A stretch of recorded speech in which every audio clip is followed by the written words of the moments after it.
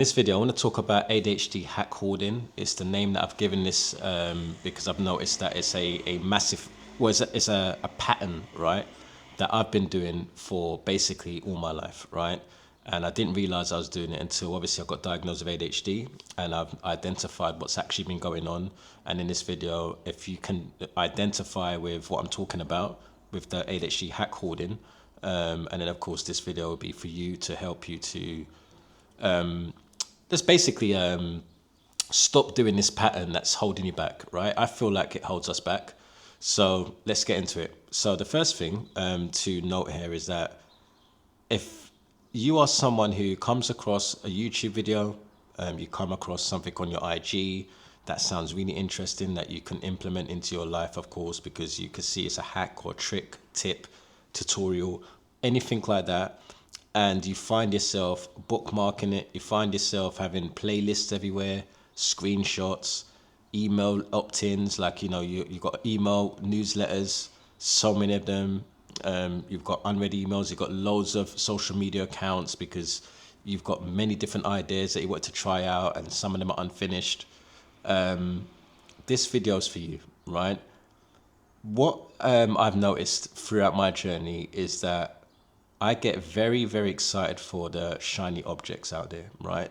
There's someone who's talking about web design and the power of web design and how you can be a freelancer and all this stuff. I get caught up in and influenced very easily by these amazing ideas because that person that was sharing the idea, of course, is someone who's only focusing on that, right?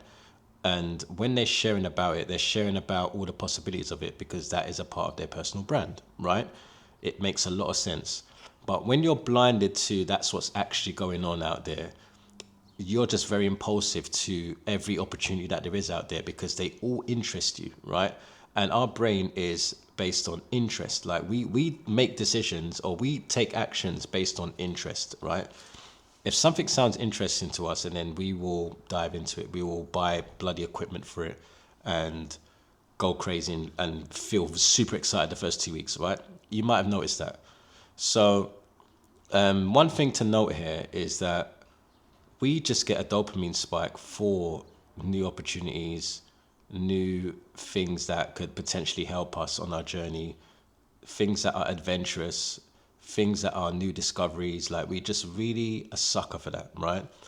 I think that's a very good thing if we're able to manage it. But of course, if we're not managing it very well, what ends up happening is, like I said in the beginning of the video, we end up having all of these different resources and loads of things scattered everywhere and loads of folders and loads of planners and every single course that is to do with that topic and all these other topics, and you're just like, well, I'm just going to do the one that I feel like doing today, right? And then we end up just going down this decision fatigue hole, right? Where we have to decide what we actually would like to do versus following through on just one thing, seeing it through, and then focusing on the next thing, right? So that's the first thing to understand, is that it's a dopamine, it spikes our dopamine. That's why we're doing it, right? It's a pattern, but it's something that stimulates us. So that's why we just keep doing that so we can get stimulated.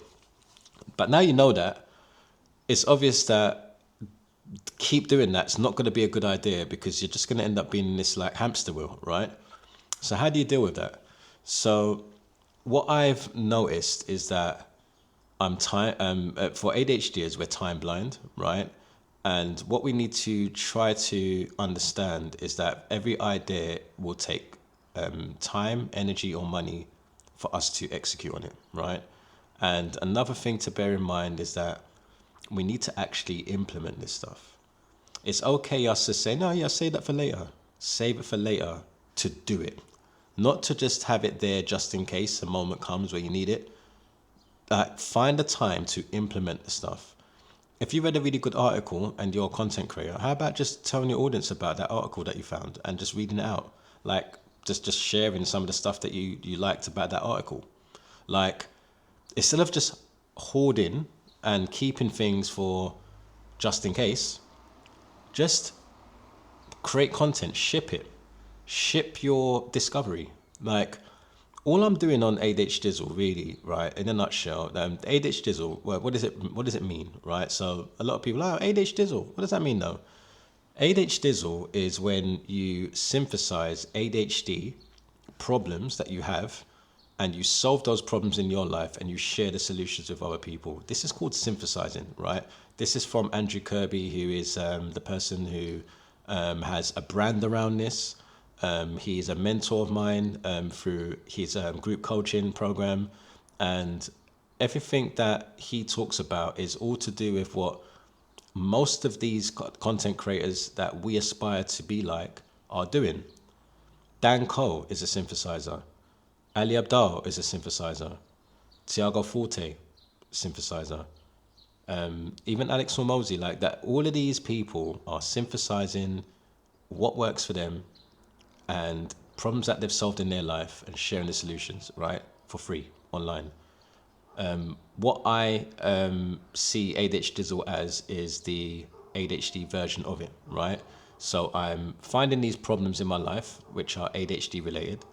I'm finding ways to solve those problems because there's solutions out there and there's experiences that I've had to go through to find out the answer to the solution, right? So the solution comes from maybe an action that I took or being experiencing something that made me go, oh, okay, so this is what works better. And then I just share that online, right? I might come across a podcast that had a really good insight on something that I was trying to work out, and that clip made me see sense in that thing, right? The perspective, the paradigm shift. All I did is I took that clip and I reposted it on my page, and anyone that resonated with it were people that would have resonated just like I did. When I resonated with that clip, they had the same aha moment that I had when I watched the clip, right? That's all I've been doing. And I put my experience and all the people that talk about the things that I can relate to, I share that. And that's basically my lifestyle business, right? This is what is, I find, the best way for you to, I'd say, I'm trying not to use the word managing ADHD anymore. Like I used to say, yeah, manage ADHD, but I guess it is in a way kind of managing it, right? But I think it's more about the embracing of your brain and just what it's supposed to be used for. Like if I'm in an office environment and I keep getting distracted from doing the tasks that I'm supposed to do that day, from random little tasks that I should be doing throughout the day, and everyone keeps taking me out of my flow state, it's not the best environment for me to use my brain for. My brain's good for sitting down, saying that I've got to do this, hyper focus on it, get super in flow state and do the thing, right? I don't need all these things that are just going to break me out of the focus, right? And I don't need these distractions around me. But what we have as ADHD is we have all these things that make it easy for us to sway our attention away from what we should be focusing on. And another thing is that we're not really meant to be sitting down and just looking at a screen. Like that's not really what we're made for, right? We're made for moving. We're made for just like pattern recognition and just ideation and like thinking about the bigger picture, but then bringing it back to like the basic, like the first step. Like we need to be able to say, oh, that's what I'd like to do. And then that sounds really amazing. I don't know all the details of in and outs of how I'm going to get there, but I could definitely see me doing that, right? And then you need to bring it back to, okay, what's step one, right? But what we tend to do is we stay in step 10. Like we did a visualization, step 10, step 12, like we're there, right? Oh, sounds good. Man. And then there's a couple of steps that don't really, we're just like question marks for it, right? And then that's where we go wrong, is that we stay in that and we hyper focus on the details of, well, how about that? How is that going to work if this happens and that happens and all these scenarios, right? That's where we end up stalling. That's where we end up giving up on our dream. That's where we end up saying, actually, maybe that's not a good idea. And we start second guessing and self-doubt starts to creep in, right? When really, all we need to do is just focus on what's the first thing I could do right now, right? For the gym, for example, for me, you know, I get my program sent to me and I'm like, okay, I want to get this certain figure, like I want my body to look like this. I want to be fit. Da, da, da.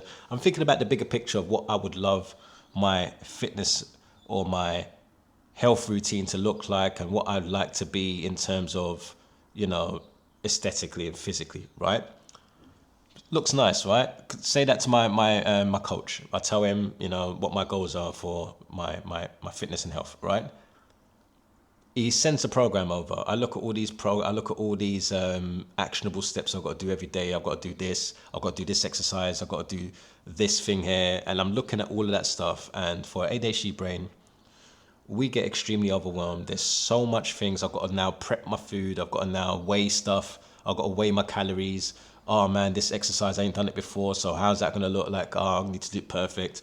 Oh man, I've only got 45 minutes for the gym, but this says saying that I need to do an hour and 15. Oh, maybe I shouldn't go. Like, I'll just wait until I've got an hour and 15. Like, this is what's going on for me in my ADHD brain when it comes to health and wellness, right?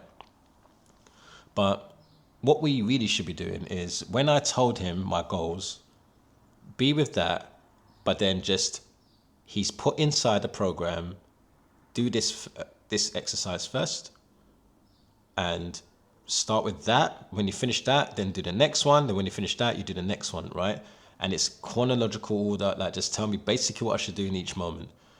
If I just prepare myself for that session that he's created for me for that day, the day before, all I need to do is wake up and just go into that session, not worry about the abs that I'm going to get at the end of the program and, like, what if I don't know how to do this and do that? Like, just do one at a time. Like, just take your time, do the best of your ability each one, and then leave, right? This is kind of what's happening to us as ADHDs. I'm giving an example, obviously the gym, right? And having a personal trainer or whatever. But what this really comes down to is that there's a lot of things that we can't overthink, procrastinate, waste time on, like these little details. There's certain details that it's not worth it. It actually takes longer. The time that you're looking into details is the time you could have done the thing, right? So I'm sitting there thinking about, what if this, what if that, what if that? By the time I've done that, I could have done a whole gym session, right? This is where we get lost. We try to collect all these little things to make things, if you want to call it perfect, right? And we don't understand that us taking action and imperfect action will give us much more data than us trying to get it right and trying to sit down and think about all the details, right? At the end of the day, as an ADHDer, all we're trying to do is solve this problem that is a bottleneck for us in our journey right now. We're trying to identify, why am I so bad with time management? Why am I so bad at organizing and planning? Why am I so bad at focusing too much on the details and starting things and not finishing? We're looking at that data. We're looking at the stuff that is telling us that this is a constraint for you. This seems to be the barrier for you all the time, right? And we tackle it. As an ADHD, this is what ADHD is about. It's about tackling the problem, seeing it face on. It's going to be uncomfortable, but it's not going to be as uncomfortable as if you just keep doing the same mistake over and over again and not making any progress, right? So you're always trying to make progress and not be a perfectionist. And with the hoarding, I think that the best way for you to stop hoarding is to see it as anything you come across that you think is going to be a pretty cool resource for you to check out. Give yourself a window of time that you want to use to actually dive into that and share your experience of going through that material on your social media, on YouTube, as a content creator. As you do that, and if you do it authentically and you do it genuinely and you do it through a place of contributing and providing value to others, you end up finding like your true fans, right? You end up building a fan base of people who like your insights. They like the things that you're sharing about this problem that you've come across and how you solved it. And then someone can take inspiration from that and they get addicted, or they even not even addicted, but you could just say they can start trusting more that you are a reliable source for the things that are problems in their life, right? And it becomes a ADHD lifestyle business. And that's exactly what happened to me, right? I left my 9 to 5 because of it. I became what you want to call ADHD, right? That's kind of what I want it to be, is an ADHD, right? That's what an ADHD represents. is that I want to contribute to others, insights that have helped me and made my journey, it's improved my lifestyle, right? And in turn, I have these products or services that tie into the lifestyle changes that I've made, and people can use them if they want. There's free resources as well, or there's the content that I'm doing here, right? So in a nutshell, the best way to get over this hoarding is to stop keeping it for later and maybe and just in case, and just ship the work, man. Ship your insights on the things that you're finding out and you're discovering over time. That's all I did, man. I watched the podcast. I really loved what someone said in the podcast. I took that piece that I loved and I posted it on my IG. It started blowing up my IG, and then I started putting my perspective on it as well. Me personally, what I was finding that was really helping with some of these insights I was coming across. So there was different formats I was using on my IG to basically build message resonance, right? With people resonated with my content. I get DMs every single day. I ask people what resonated with you, the content. They tell me what it is. Most of them say that it just sounded like you speaking to me. It sounded like something that I'm dealing with right now. You literally said exactly what I'm going through right now. And that's my job. My job is to call out the problem, this painful problem that people have, provide them with a solution of some sort that can help them to get past that, and tie their credible source to it, right? It could be a podcast clip. It could be my life experience actually doing something to help me with that situation. It could be my nutrition. It could be this new supplement I found. It could be this new framework I've started using, right? It could be a digital product that I'm selling, or I have that I've created for myself, and that you guys can also get this too. Like, a link in the description, right? So yeah, in a nutshell, I hope that was a valuable video for you. If you are someone who wants to, you have a passion, right? You have something that you love to do, but you maybe feel like you're an imposter. You feel like, I'm not an expert yet, so I can't do that yet. You don't have to be an expert, right? You just have to be someone who can guide someone who's just a little bit behind you on the journey, and you just tell them the next few steps that they need, right? That is actually more than enough for most people. They like if someone is a lot more closer to where they are in the journey versus too far. Like, obviously, like Gary Vee, Alex Hormozy, those type of people are just, they're so far away from us in the journey. They've absolutely just, they're just out of this world, right?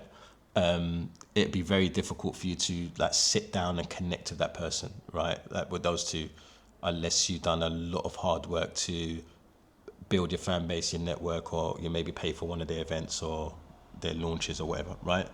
So you want to be able to be someone who is a little bit closer, that you can actually speak to people on calls, or you can have a conversation with them in the DMs where other people are just ignoring them because they're just obviously too busy, right? I have a lot of DMs. I'm trying to get through all of them, but I have too many, right? But I still try my best to go in them, and I still try my best to acknowledge people that have got questions for me or are reaching out to me. And a lot of those DMs that I receive become the content that I create. So it's really important for you to be in the DMs, spend time, if you are a content creator, that is. Like, I don't know if you are, but if you are, obviously, I think if you're watching it to this point, you're someone who probably aspires to be one, right? But just as what I'm seeing that's working for me is that I connect with my audience in the DMs, and the questions that they're asking me are things that I know are going to be valuable for many other people. That this person has this question, there's going to be millions of other people in the world that have this same question as well. I can address it through a content piece that answers their question for them, but then many other people that send it to them will also get the answer to their question too, right? So yeah, that's it. I think ADHD just doing an ADHD lifestyle business is the best solution for dealing with your ADHD. If you're someone who wants support with that, or you want to kind of see what it might look like for you to actually lean into something like that, there is a chance for you to jump on a call with me. There's no pressure for you to have to do anything you don't want to do, right? It's just me just seeing if I can actually help you. If I actually think I can help you, I will tell you that, and obviously let you know what it'd be like to work with me on something like that. If you do want that, obviously I'll get your permission to tell you, right? I'm not going to force it down you. And if that's not the case and you feel like it's too early for that, you could just talk to me about this bottleneck that you might have and what you should do instead of working with someone on that, right? And then I can point in the right direction. It might be a video that I've done already. It might be my course that I've got that's free. It might be someone in my network who might actually be able to help you with that thing, right? So yeah, that's all I can say. Another thing, like, if you got as far as this, please press the like button, because I want to know how many people actually watch to the end. I'll be intrigued to work out how many people actually do. Again, like, look, this is not a vanity thing. This is more to do with data. It's just seeing if my content's actually valuable for people, and also give me a feedback as well, what you want to hear about, so I can share about it. And obviously there's a subscription button as well. I'm giving you a lot of like call to actions right now, right? But you know what? If you don't ask, you don't get. Anyway, take care. Peace.